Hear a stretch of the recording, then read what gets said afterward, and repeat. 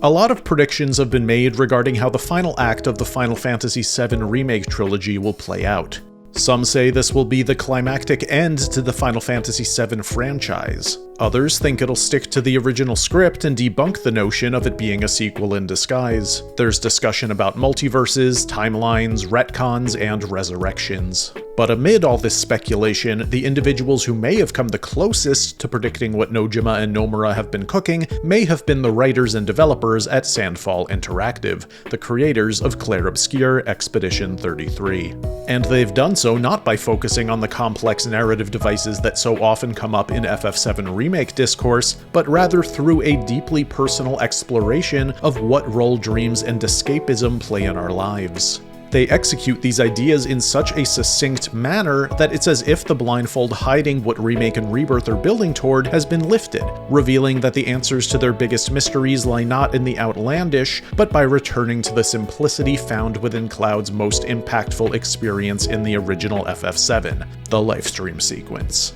From a bird's eye view, the stories of the Final Fantasy VII Retrilogy and Expedition 33 are very different. FF7 follows a group of eco-terrorists whose primary goal is to stop a corrupt government superpower and a demigod with luxurious hair from draining the life force of the planet. Expedition 33, on the other hand, is about taking down a giant goddess that, each year, erases all humans over a certain age, counting down by one each time. But beyond their very different plots, the deeper you dive into each story, the more they start to thematically mirror each other. They both feature the unexpected death of a major party member, leading to narrative explorations of loss and grief. There's characters in both stories that have false memories of their pasts, which they receive confusing visions of. But most crucially, the apex of each game's main protagonist's internal journey involves asking themselves whether they want to continue living a life defined by escapism and delusion, or embrace the hard truths of their real lives. To fully understand how closely Expedition 33 and the FF7 Remake trilogy thematically mirror each other, we must first solve Remake and Rebirth's biggest mystery. What the heck are the alternate worlds? When the boundaries of fate are breached, new worlds are born. In March 2020, FF7 Remake presented us with a handful of unexpected mysteries to ponder over the years leading to its successor. The party defeated an ethereal being known as the Harbinger of Fate, which led to the bounds of destiny being broken. What will we find on the other side? Freedom. Boundless, terrifying freedom. Like a great, never-ending sky. We were then shown a scene of Zack, who fans know to be deceased, surviving his fatal encounter. In this scene, the Shinra Beagle mascot known as Samp was instead represented by a terrier, implying that either time had been rewritten, or that this was a glimpse into an alternate timeline, universe, or world. 4 years later, FF7 Rebirth confirmed that this was indeed some sort of alternate reality. Rebirth also showed us other alternate worlds, such as one where Aerith and Cloud go on one last date, and one where Cloud successfully saves Aerith from Sephiroth's attempted impaling. While first playing through the story, many of us were interpreting these events through the lens of multiverses and timelines that we'd internalized over the previous 4 years of speculation. This made it challenging to interpret the many new clues presented in Rebirth without bias. But once we had some time to ponder, many of us slowly came to the realization that the alternate worlds explored may be less science fiction and more spiritual. We began to notice all the moments in which the writers directed our attention to connections between these worlds and the lifestream. One example is when Aerith touches the lifestream under Cosmo Canyon and seemingly glimpses the world where Zack is alive. Then we have the scene where Aerith takes Cloud into an alternate world filled with joy, which she describes as her dream. We could call it a homecoming. Or homeward bound, maybe? Let's just call it a dream. My dream, to be precise. And perhaps most directly, an NPC in Cosmo Canyon tells us that she believes in a spiritual post-death experience made up of a combination of real memories and memories of dreams. So what if spiritual energy doesn't distinguish between our real, lived memories and the unrealized desires buried deep in our hearts? Later on, Sephiroth tells Cloud that the planet encompasses a multitude of worlds. The planet's soul is the lifestream, and therefore the lifestream encompasses a multitude of worlds. Combine all these clues together and it becomes glaringly obvious that no matter how rich, lifelike, and tangible these worlds may be, they still exist within a spiritual plane inside the lifestream. Maybe inside each of these worlds exists an entire universe made of dreams and memories, but it seems more likely that their makeup is closer to how actual memories function, fragmented, inaccurate, and tied to the perspectives of individuals, possibly even taking place after their deaths, much like ideas played around with in the final season of the TV show Lost. Zack and Biggs discuss being whisked away to their world during a moment they thought they were going to die, and how their internal clocks seem to be broken. It's as if someone, whether themselves or someone else, created this world based on their dreams and memories as a way to embrace escapism instead of accepting their fates. But even if none of this ends up being accurate and these worlds end up being indistinguishable from reality, that doesn't mean they're as quote-unquote real as the top layer of life that exists on the planet. It could maybe even be argued that if they're indistinguishable from reality, maybe that spiritual existence is as valuable as the real world, but we'll have to wait and see how they're portrayed in Part 3 to know if that's a valid perspective. Kazushige Nojima, the lead writer of the trilogy, has also been quoted as saying that he researched psychologist Carl Jung and his theory of the collective unconscious when writing the story, and that these ideas contain clues to how the story will end.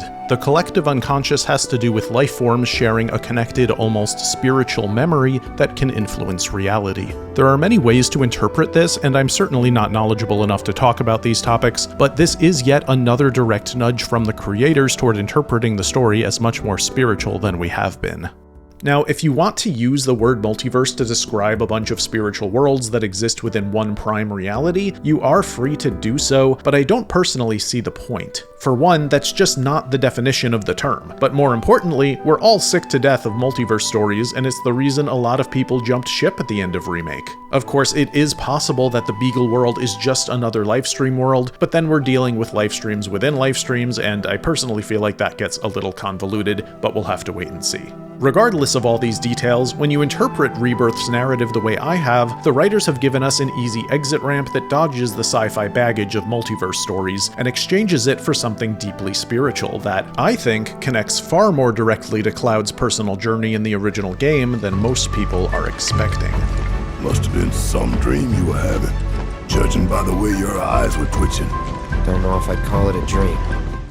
When we take Rebirth's revelations into consideration, it recontextualizes Remake's ending. Although defeating the Harbinger of Fate did stop the Whispers from ensuring the canonical events of OG FF7 always played out the same, the end result was likely not a spiderweb of alternate realities identical to the real world, but rather a spiderweb of infinite possibilities within the context of wishes, dreams, and memories, all within the lifestream. One theory I've heard discussed a lot, especially by friend of the channel Schrodinger's Baby Seal, is that the Whispers are essentially Cetra or Cetra-created beings whose purpose is identical to that of the Cetra, to protect the planet from those who would harm it. Extrapolating on this, I wonder if the Whispers and their Harbinger overlord enacted this purpose by limiting the infinite potential of livestream dreams to one canonical series of events. And whenever reality strayed from that vision, they would replace reality's events with those of the livestream dreams. Once the Harbinger was defeated, the Whispers lost their directive, and Sephiroth was able to take on the role of their leader. Now that he controls the Whispers, he can use them to pluck whatever nightmares he wants from the livestream and override their real-world counterparts, or as Sephiroth calls it, merging worlds. One other thought about these worlds before we do a deep dive on how they may play out in Remake Part 3 and how they connect to Expedition 33 is that I actually don't think these seemingly brazen additions to the original story are nearly as new as we've been assuming. In fact, I feel very strongly that we've actually seen at least one of these livestream dream worlds in the original FF7. When we think about what these dream worlds have in common, one idea stands out. Many, if not all, of the worlds we're shown are from the perspective of someone who is, in a way, living out their unrealized dreams. The thematic connection is wishful thinking. If only we all had more time, am I right? Aerith gets to go on one last date with Cloud. Zack survives his fatal encounter. Cloud saves Aerith from Sephiroth. And in the original FF7 and presumably Remake Part 3, Cloud and Tifa visit Cloud's life stream dream where he became a first-class soldier. And in the background of that sequence, we even see giant floating materia, which very well may be other worlds made of a combination of memories and dreams, just like the Cosmo Canyon NPC told us about. It may end up being the case that the concept of live-stream dream worlds influencing reality was there all along, and these supposedly multiversal additions are simply an elaboration on FF7's most important sequence. And that, just like in the original livestream sequence, saying goodbye to these dreams of optimism and escapism and accepting the hardships of reality may be what's best for Cloud, his friends, and the player. But before we go any further, we need to take a look at how Expedition 33 may have predicted exactly what all this is building towards. If you're gonna give someone flowers, you should probably do it before they wither and die. What, the flower? Or Sophie? At the end of Expedition 33's second act, it's revealed that the world the game takes place in exists inside a canvas in the real world, where protagonist Mael, whose real name is Alicia, is from. Much like Cloud in FF7, she has no idea that her memories are not entirely accurate. Alicia belongs to a family of magical painters who can create dreamlike painted realities within these canvases, and also visit them. The canvas the game takes place in was created by her brother Verso, who recently died in a fire that also disfigured Alicia's face, and stole her ability to speak. While Alicia's mother, Aline, was drowning in the grief of losing her son, she took emotional refuge in Verso's most personal canvas and created painted copies of her dead son and the rest of her family. She also created around her a bustling city of painted humans, further fleshing out a replacement for her dark life in which everything is as she wished it could be. In short, Aline chose to hide in a world of escapism rather than face the hardships of reality.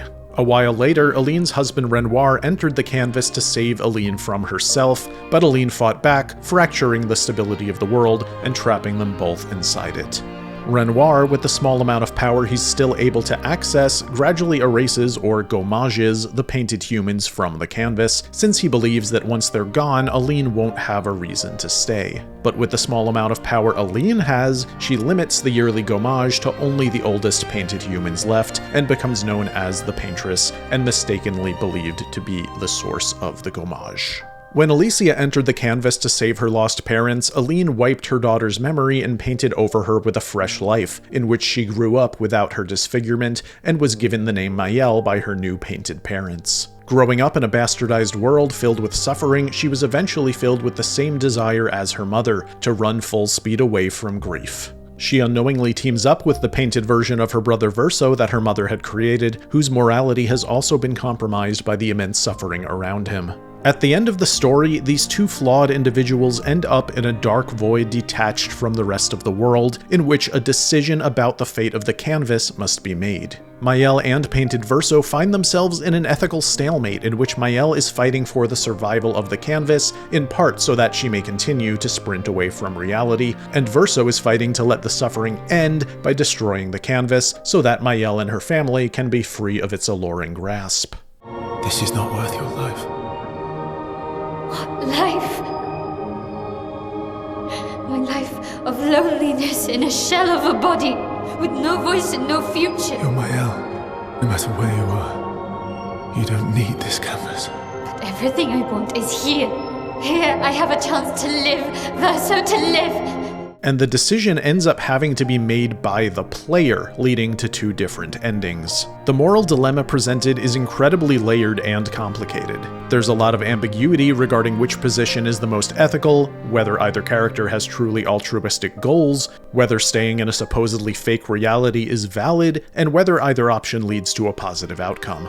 We're definitely not going to get into the weeds here, but I have made 2 in-depth videos on the topic that you can find in the description below. But sidestepping the immense ethical complications, the bare-bones thematic idea most prominently explored here is escapism versus acceptance, and Expedition 33 does a great job at leaving room for unique player perspectives that embrace either value. And much like Final Fantasy VII Remake and Rebirth, these ideas are explored by comparing and contrasting a real or top-layer world filled with suffering with dreamlike worlds where everything is as the characters and possibly the player wish it could be. Worlds where loved ones never died, worlds where our dreams and aspirations are achieved, and worlds where suffering fades into memory. Aerith, wake up.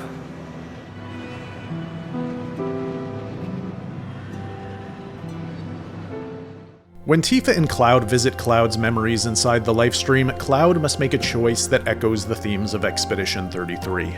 Cloud has been living a delusion in which he believes he's accomplished his dream of becoming a first-class soldier. With the help of Tifa, he's able to come to terms with the fact that he never made it into soldier at all, and that that's okay. That who Cloud is enough. But that's not easy for him to accept, and it's a breakthrough he only reaches through the love and support of his chosen family. I expect that this moment in Part 3 will play out very similarly, at least in regards to its narrative themes, but due to Cloud's enhanced delusions introduced at the end of Rebirth, I think coming to terms with the fact that Aerith is really dead is going to play a role, or at least as part of an extended series of livestream sequences maybe trickled in over the second act of Part 3's story. Since Cloud is now lost in two delusions, one about his identity and one about Aerith's fate, and since we're presented with so many other worlds in which suffering has been subverted, I think Cloud is going to need to say a lot of goodbyes in this moment. He'll say goodbye to Zack, he'll say goodbye to Aerith, and he'll learn to fight for the one life he actually has. Just like Verso's ending in Expedition 33, he'll say goodbye to worlds of wishful fantasies. But I don't think this is the final moment Cloud will be confronted with a choice about what role escapism plays in our lives. Careful now. That which lies ahead does not yet exist. At the end of Final Fantasy VII Remake, Cloud finds himself swept away to a dark void referred to as the Edge of Creation, which is most likely an extrapolation on the final fight between Cloud and shirtless Sephiroth at the end of FF7. On either side of the Edge of Creation are vast nebulas representing life and death. The scene and setting are abstract and will likely not be made fully clear until Part 3, but what we can glean from it is that Sephiroth is essentially asking Cloud what world he wants to create. One of life or one of death. But of course, it's never that simple. In Expedition 33, when Mael, standing in a very similar void, saves the canvas, the world she builds still has a lot of darkness under the surface. And if Verso ends the canvas's suffering, so much life is lost. From a broad point of view, Remake Part 3 could ask the player to decide whether the end of the FF7 retrilogy sticks to the script of the OG or goes in a brand new direction. This could allow purists, newbies, and mad lads to all get their preferred outcomes, but it also opens many cans of worms. If the player is asked to decide whether to erase or somehow lay to rest the dreams of the lifestream, restore the flow of destiny, and keep the planet on the same course it always has, the multiple outcomes could be quite complicated. If Cloud, and possibly the player, chooses to embrace the escapist option, he may be able to override the world's suffering with the dreams of the lifestream, perhaps as an effect of the Holy Materia, involving taking control of the White Whispers. Just like when Tony Stark holds the Infinity Gauntlet in Avengers Endgame, it's been heavily hinted that Cloud might end up holding the power to heal the world in his hands. He could create a world where he saved Aerith from Sephiroth, where Zack never died, and where Cloud actually became a soldier. But there are so many issues that come with this idea. For one, he could be overriding massive chains of events in reality without the consent of those involved. Changing these flaps of butterfly wings could even lead to other people dying instead of Zack and Aerith. But that's just me creating my own hypothetical logic on how merging worlds works. Maybe the way it works is more compartmentalized. Maybe Cloud can choose to resurrect one person at a time without affecting the rest of the world. Maybe he can only choose one person to resurrect because there's only a little bit of energy left in the white materia. What if we have to choose to resurrect either Aerith or Zack? And besides all those wild possibilities, choosing to embrace escapism goes directly against the themes of the original story, and against the very lessons Cloud learns in the lifestream. And yet, it could be said that preventing the genocide of the Cetra via Aerith's resurrection does tie pretty well into Avalanche's fight for the planet's survival. In a way, it embraces life and rejects everything Sephiroth stands for. Defying capital D destiny and saying hell no to predicted death is kind of the whole Avalanche spiel, and the thematic core of the retrilogy. But bouncing back to pessimism again, Mael's ending in Expedition 33 does warn us that playing God and erasing suffering from the world can lead to a very problematic existence. On the flip side, if Cloud restores the flow of destiny and we get an ending nearly identical to FF7, which leads directly into Advent Children, then we don't really get that climactic finale to the entire FF7 saga that, in my opinion, the retrilogy has been building towards. Sephiroth continues to exist through Cloud's memory, remaining a threat into the future. Advent Children and Dirge of Cerberus also then maintain their positions as the final moments of the FF7 saga, meaning to get the full story after playing through Part 3, you'd have to throw Advent Children on the TV re and play through or watch Dirge of Cerberus. And I think most of us would agree that the re-trilogy is of a far higher quality in terms of production and storytelling than either of FF7's direct sequels, so jumping into them right after experiencing the new hotness could be pretty underwhelming. Unless, of course, they plan on remaking those two stories as FF7 Remake Parts 4 and 5, which I highly doubt will happen.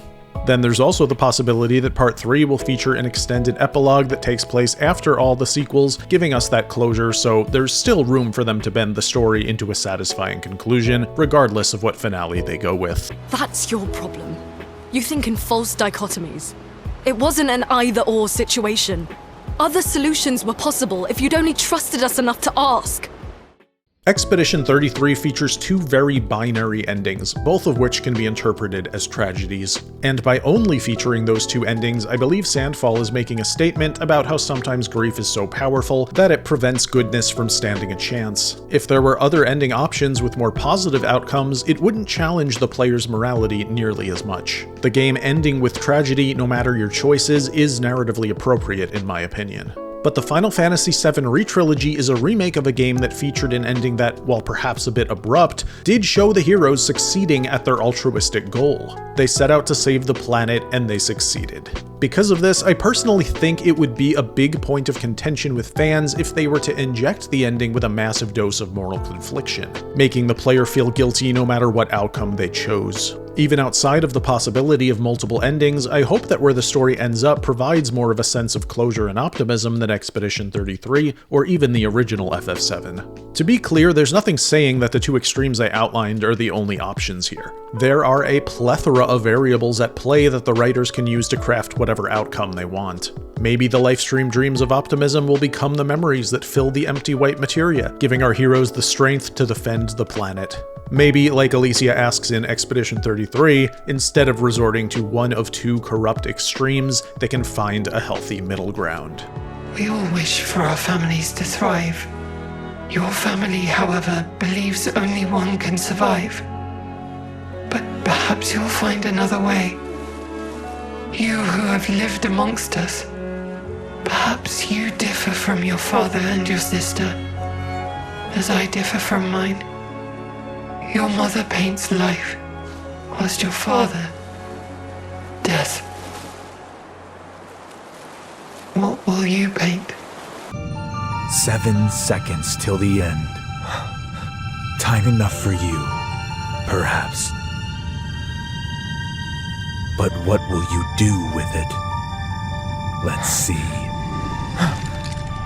My personal hope is that all these variables come together in such a way that it pays off the metaphysical setups in Remake and Rebirth while tying directly into the themes of escapism and acceptance from the original FF7. I hope that Cloud rejects the fantasy worlds he relies on for confidence and realizes he already has everything he needs. I hope Sephiroth and Jenova are defeated for good, which, as far as we knew in 1997, was how the game ended. I think the pieces are in place to have their cake and eat it too, but only time will tell what they've been cooking for us.